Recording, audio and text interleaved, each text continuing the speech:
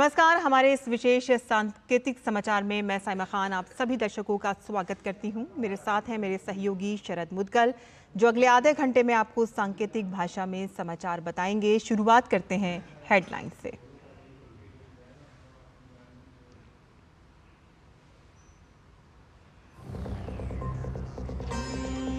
प्रधानमंत्री नरेंद्र मोदी को न्यूजीलैंड के पीएम क्रिस्टोफर लक्सन ने फोन पर फिर से चुने जाने पर दी बधाई। पीएम मोदी ने प्रवासी भारतीयों के हितों का ध्यान रखने के लिए न्यूजीलैंड के पीएम का जताया आभार। भारत न्यूजीलैंड संबंधों को आगे बढ़ाने के लिए दोहराई प्रतिबद्धता।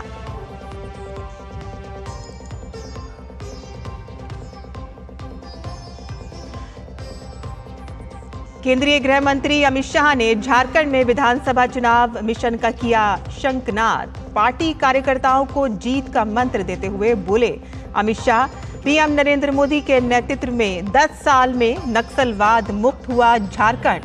प्रचंड बहुमत के साथ राज्य में भाजपा सरकार बनाने का ठोका दावा।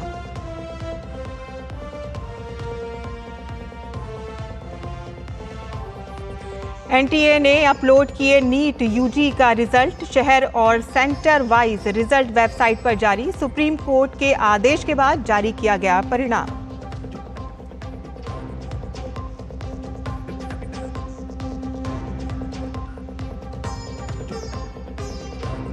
बांग्लादेश में आरक्षण के विरोध में प्रदर्शन के बाद देशव्यापी कर्फ्यू। भारतीय नागरिकों की घर वापसी में भारतीय उच्चायोग सक्रिय। 978 भारतीय छात्र लौटे स्वदेश। विदेश राज्य मंत्री कीर्तिवर्धन सिंह ने दोहराई भारतीय छात्रों के प्रति सरकार की प्रतिबद्धता।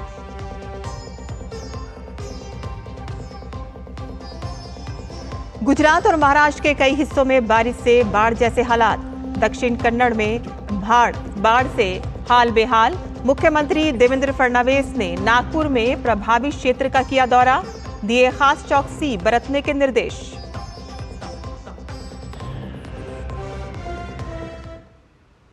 और अब समाचार विस्तार से।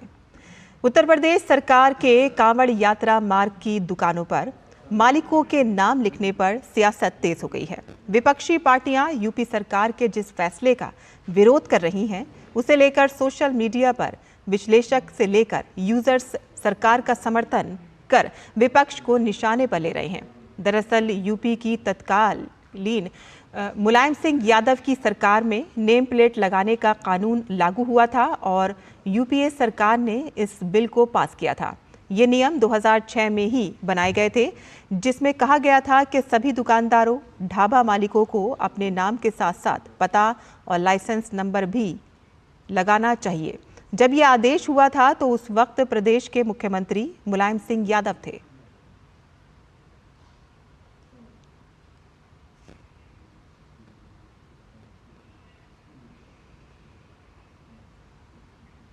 भाजपा आईटी सेल प्रमुख अमित मालविया ने सोशल मीडिया प्लेटफॉर्म एक्स पर कांग्रेस और समाजवादी पार्टी को घेरते हुए अखबार की कटिंग शेयर की है, जिसमें बताया गया है कि यह कानून साल 2006 में मुलायम सिंह यादव की सरकार ने लागू किया था।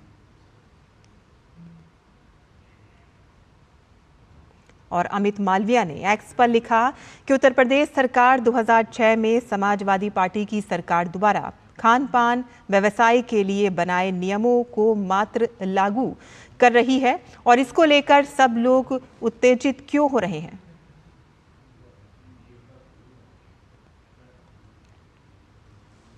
वहीं भाजपा के राष्ट्रीय महासचिव तरुण चुग ने कहा है कि कठिन एवं पवित्र धार्मिक कांवड़ यात्रा की आस्था की शुचिता और सुरक्षा के बरकरार रखने के लिए उत्तर प्रदेश सरकार द्वारा उठाया गया कदम सराहनीय है। हिंदुओं की धार्मिक यात्रा पर राजनीतिक रोटियां नहीं सेकनी चाहिए। कठिन एवं पवित्र धार्मिक यात्रा की आस्था की शुचिता एवं सुरक्षा को बरकरार रखने के लिए उठाया गया यूपी सरकार का कदम सराहनीय है। हिंदुओं की धार्मिक यात्रा पर खिलवाड़ एवं राजनीतिक रोटियां नहीं सेकनी चाहिए। वो धार्मिक यात्रा है, उस पर बयानबाजी बंद करें।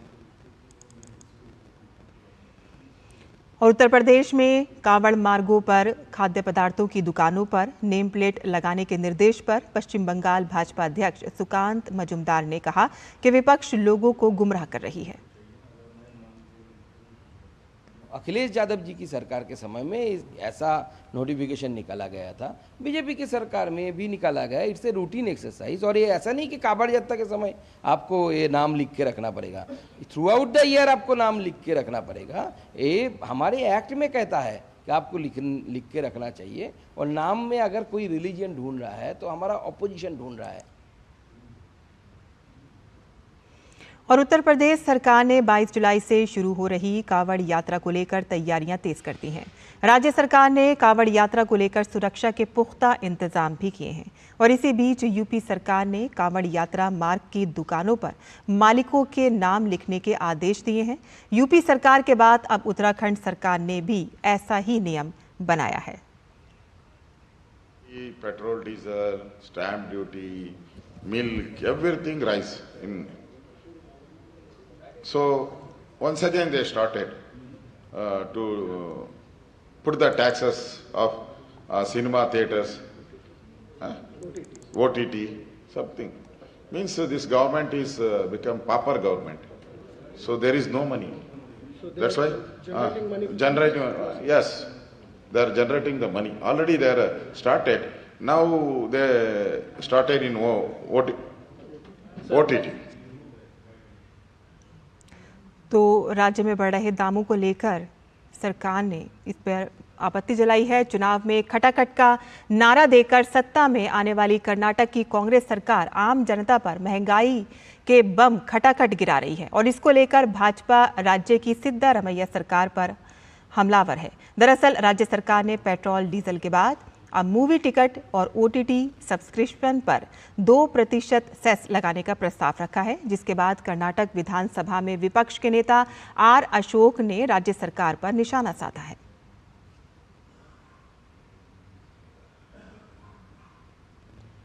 और बांग्लादेश में आरक्षण विरोधी प्रदर्शन और हिंसा में मृतकों की आंकड़ा जो है वो लगातार बढ़ता जा रहा है।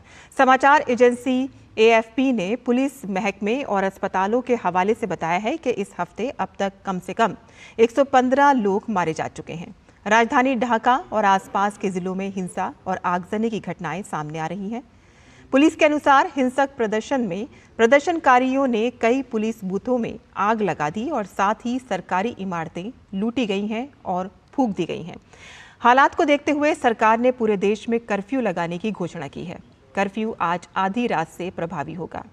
कानूनी व्यवस्था की स्थिति पर नियंत्रण के लिए सेना भी बुलाई गई है और इस बीच प्रधानमंत्री शेख हसीना ने वर्तमान स्थिति को देखते हुए स्पेन और ब्राजील की अपनी विदेश यात्रा रद्द कर दी है।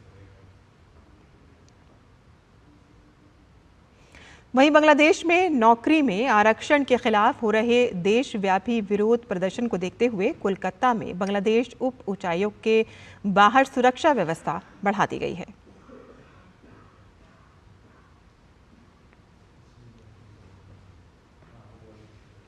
बांग्लादेश में नौकरी में आरक्षण के खिलाफ देशव्यापी विरोध प्रदर्शन को विदेश राज्य मंत्री कीर्तिवर्धन सिंह ने चिंताजनक विषय बताया है। उन्होंने कहा है कि भारत सरकार अपने छात्रों को सुरक्षित घर वापसी के लिए प्रतिबद्ध है।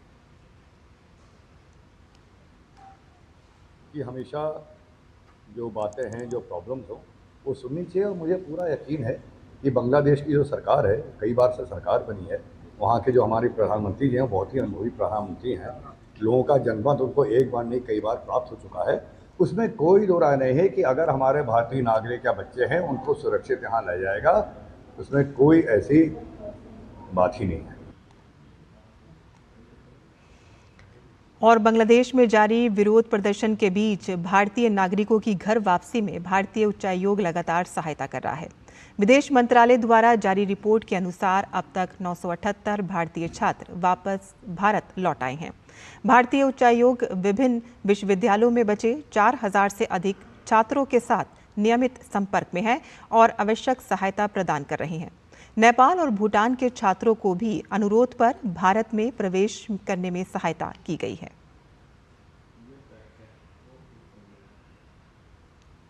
राष्ट्रीय परीक्षण एजेंसी एनटीए ने राष्ट्रीय पात्रता सह प्रवेश परीक्षा स्नातक नीट यूजी 2024 के लिए सेंटर वाइज और सिटी वाइज परिणाम वेबसाइट पर अपलोड कर दिए हैं। आपको बता दें कि सर्वोच्च न्यायालय ने एनटीए को शहर और केंद्र प्रारूप में नीट यूजी 2024 परिणाम घोषित करने का निर्देश दिया था और इस परीक्षा में शामिल होने वाले उम्मीदवार ऑफिशियल वेबसाइट पर जाकर रिजल्ट देख सकते हैं।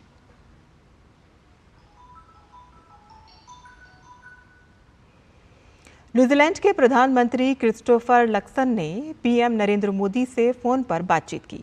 प्रधानमंत्री लक्सन ने भारत में आम चुनावों के बाद प्रधानमंत्री मोदी को उनके फिर से हुई जीत पर हार्दिक बधाई दी और इसके बाद प्रधानमंत्री नरेंद्र मोदी ने सोशल मीडिया प्लेटफॉर्म पर एक पोस्ट शेयर कर लिखा कि प्रधानमंत्री क्रिस्टोफर लक्सन को उनके फोन करने और हार्दिक शुभकामनाओं के लिए धन्यवाद देता हूं।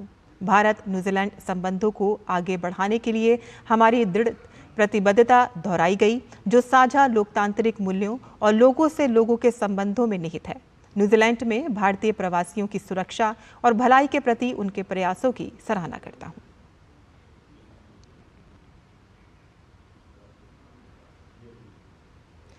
केंद्रीय गृह एवं सहकारिता मंत्री अमित शाह झारखंड के दौरे पर हैं। रांची पहुंचने के बाद उन्होंने भगवान बिरसा मुंडा की प्रतिमा पर श्रद्धा सुमन अर्पित किए और इस दौरान केंद्रीय कृषि मंत्री शिवराज सिंह चौहान भी मौजूद रहे।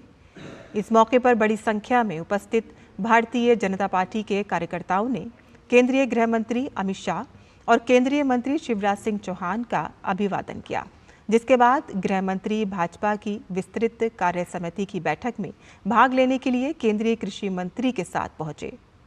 गृह मंत्री के सभा स्थल पर पहुंचने पर बीजेपी नेता भानु प्रताप शाही ने उनका स्वागत किया।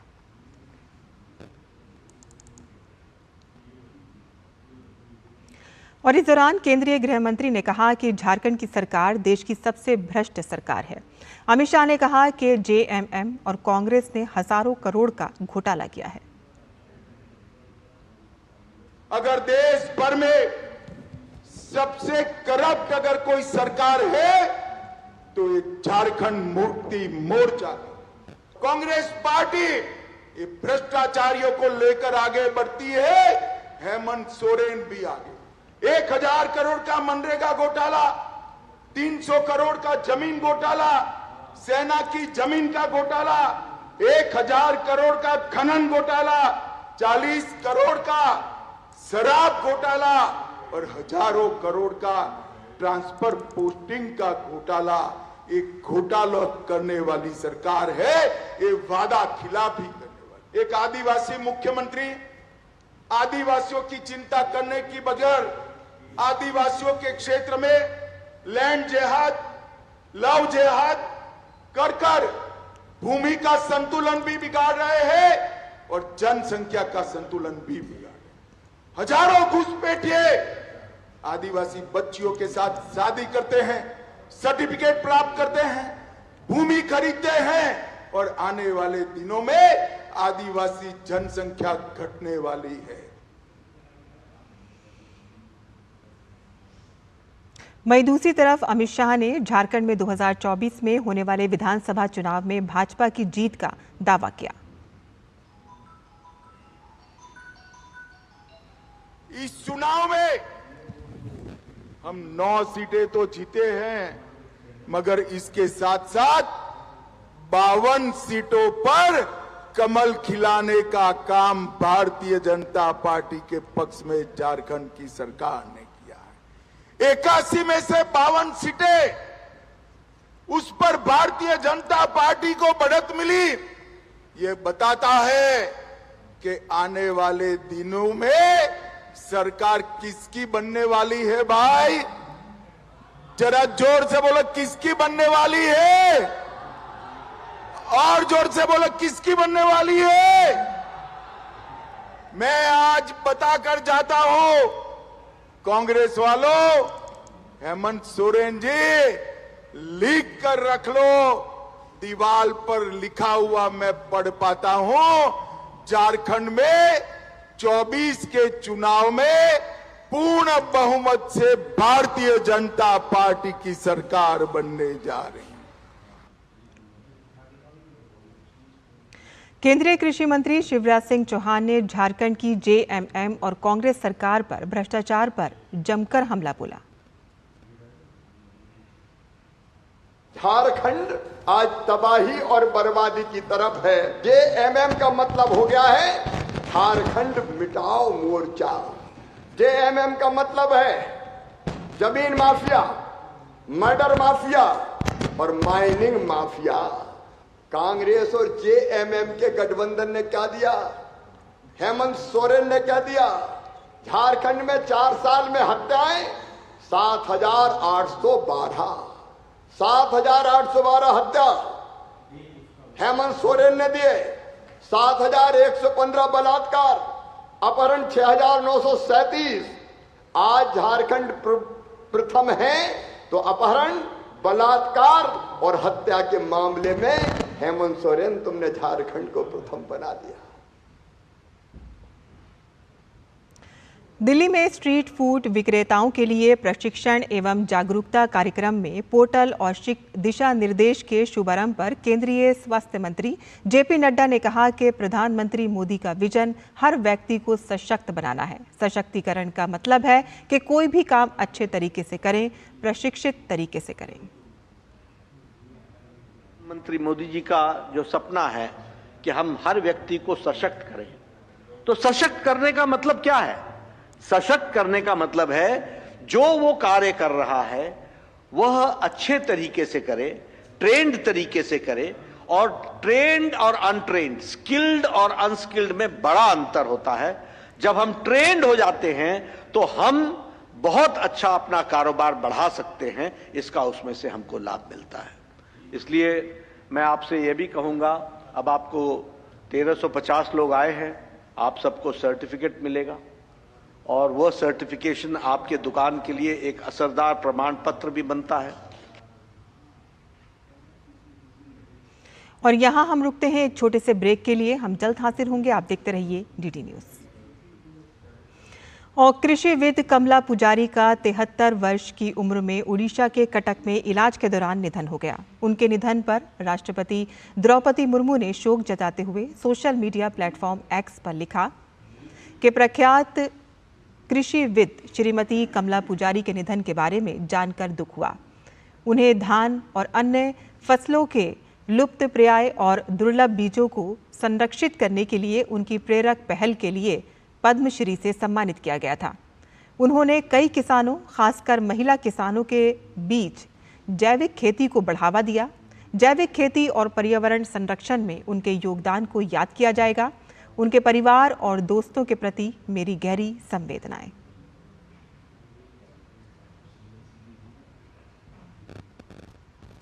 माइक्रोसॉफ्ट आउटेज के कारण देश भर में उड़ान संचालन पर गंभीर असर पड़ने के एक दिन बाद आज नागर विमानन मंत्रालय द्वारा जारी हुए एक नोट को नागर विमानन मंत्री किंचरापू राम मोहन नायडू ने अपने सोशल मीडिया मंच एक्स पर शेयर किया। नोटिस के अनुसार रात 3 बजे से सभी हवाई अड्डों पर एयरलाइन सिस्टम सामान्य रूप से काम करना शुरू कर दिया है। उड़ान संचालन अब सुचारू रूप से चल रहा है और कल के व्यवधान के कारण बैकलॉग है और इसे धीरे धीरे साफ किया जा रहा है। उम्मीद है कि आज दोपहर तक सभी मुद्दे सुलझ जाएंगे। हवाई अड्डों पर संचालन की लगातार निगरानी की जा रही है और एयरलाइंस के साथ ही ये सुनिश्चित किया जा रहा है कि ये यात्रा समायोजन और रिफंड का ध्यान रखा जाए। मंत्रालय ने धैर्य रखने के लिए लोगों का धन्यवाद किया है।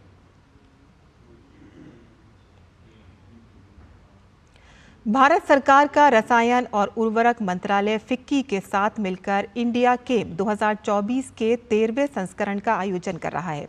अक्टूबर में मुंबई में आयोजित होने वाला ये कार्यक्रम एशिया प्रशांत क्षेत्र में उद्योग के सबसे बड़े समग्र कार्यक्रमों में से एक है।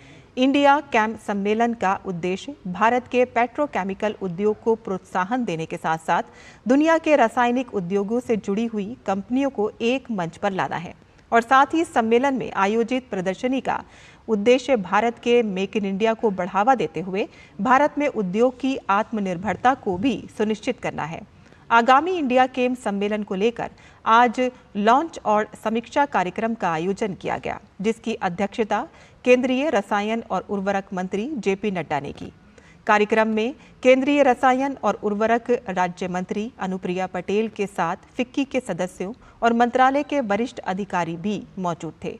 इस मौके पर रसायन और उर्वरक मंत्रालय में सचिव निवेदिता शुक्ला वर्मा ने इस सम्मेलन की जानकारी देते हुए कहा कि ये आयोजन घरेलू और अंतर्राष्ट्रीय निवेशकों को एक साथ एक मंच पर बैठकर बातचीत करने का एक बड़ा मौका प्रदान करता है।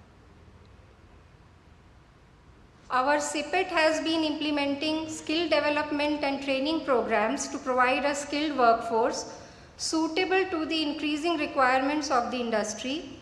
These measures aim to boost growth, enhance competitiveness, ensure sustainability, attract investment, and they reflect the government's commitment to transforming India into a global manufacturing hub for the chemicals.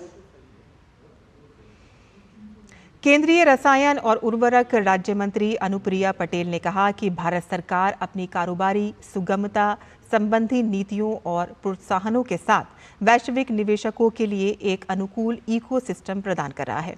आगामी वैश्विक कार्यक्रम भारत को रसायन क्षेत्र में निवेशकों और हितधारकों के लिए एक अनुकूल मंच के रूप में प्रदर्शित करेगा। This is a sector which is very important, very vital for the overall economic growth of the country, and it's like a backbone which supports many other industries like textiles, automobiles, agriculture. So the importance of this sector can never be understated. Today, the Indian chemical industry is valued at $220 billion.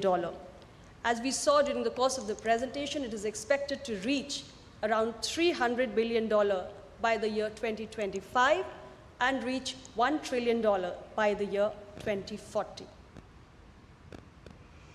और इस अवसर पर अपने संबोधन में केंद्रीय रसायन और उर्वरक मंत्री जेपी नड्डा ने कहा कि आयोजन क्षेत्र में सतत विकास के लिए जबरदस्त क्षमता और सहायक सरकारी नीतियों का प्रदर्शन करेगा। ये प्रधानमंत्री नरेंद्र मोदी के मेक इन इंडिया और make for the world mission को और मजबूत करेगा।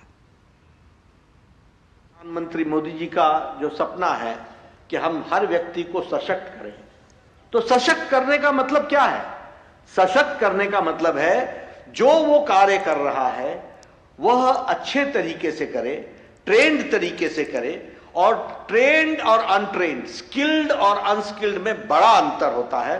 जब हम ट्रेंड हो जाते हैं तो हम बहुत अच्छा अपना कारोबार बढ़ा सकते हैं, इसका उसमें से हमको लाभ मिलता है। इसलिए मैं आपसे यह भी कहूंगा, अब आपको 1350 लोग आए हैं, आप सबको सर्टिफिकेट मिलेगा और वह सर्टिफिकेशन आपके दुकान के लिए एक असरदार प्रमाण पत्र भी बनता है। और प्रवर्तन निदेशालय ने अवैध खनन के मामले में सोनीपत से कांग्रेस विधायक सुरेंद्र पनवार को हिरासत में लिया है। सुरेंद्र पनवार को ईडी ने देर रात हिरासत में लिया। सूत्रों के मुताबिक ईडी की टीम विधायक को अंबाला ले जा रही है। पिछले दिनों अवैध खनन से जुड़े मामले में सुरेंद्र पनवार यमुनानगर में पूर्व विधायक दिलबाग सिंह के ठिकानों पर छापेमारी की गई थी और इसके बाद ईडी पनवार के घर से कई दस्तावेज लेकर गई थी।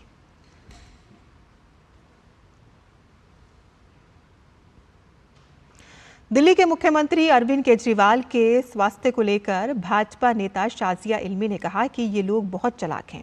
अरविंद केजरीवाल जानबूझकर कम कैलोरीज वाला आहार ले रहे हैं। वो लोगों की हमदर्दी के लिए कुछ भी कर सकते हैं। ये लोग बहुत ही शातिर दिमाग हैं और जानबूझ के कम कैलोरी वाली डाइट का सेवन कर रहे हैं। बाकायदा इनके लिए डायबिटीज़ 2 के अनुसार एक मेडिकल प्लान और एक हेल्थ चार्ट बनाया गया है, लेकिन जानबूझ के उसे फॉलो नहीं कर रहे हैं। और ये बात तब पता चली जब इसके बारे में मालूमात हासिल की, जब एलजी साहब ने इसको लेकर बहुत ही चिंता व्यक्त की। तो ये कुछ भी कर सकते हैं हमदर्दी पाने के लिए और लोगों के सामने विक्टिम कार्ड खेलने के लिए। केजरीवाल जी कुछ भी षड्यंत्र रच सकते हैं।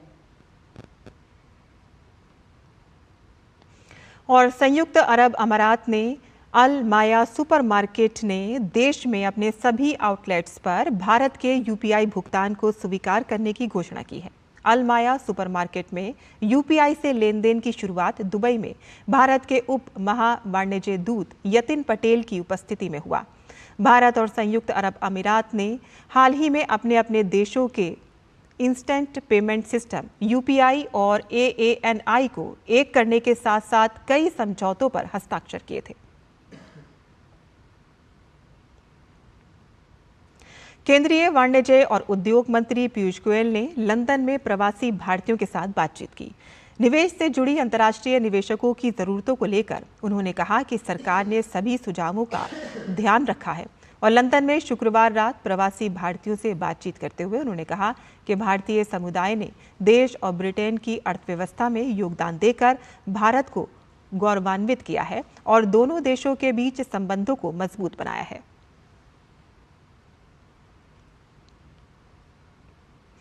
और गुजरात के कई क्षेत्रों में बारिश और बाढ़ का कहर जारी है। कई नदियां खतरे के निशान से ऊपर बह रही हैं और यात्रा धाम द्वारका में भी भारी बारिश हुई है। आज सुबह से ही अब तक द्वारका में 6.5 इंच से अधिक बारिश हो चुकी है और यात्रा धाम द्वारका में हर जगह पानी भर जाने से प्रशासनिक व्यवस्था भी संकट में है।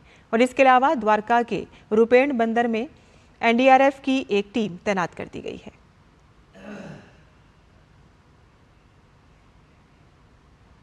और आज के इस विशेष सांकेतिक समाचार में बस इतना ही। मुझे और मेरे सहयोगी शरद को अब अनुमति दें। आप देखते रहिए DD न्यूज़। नमस्कार।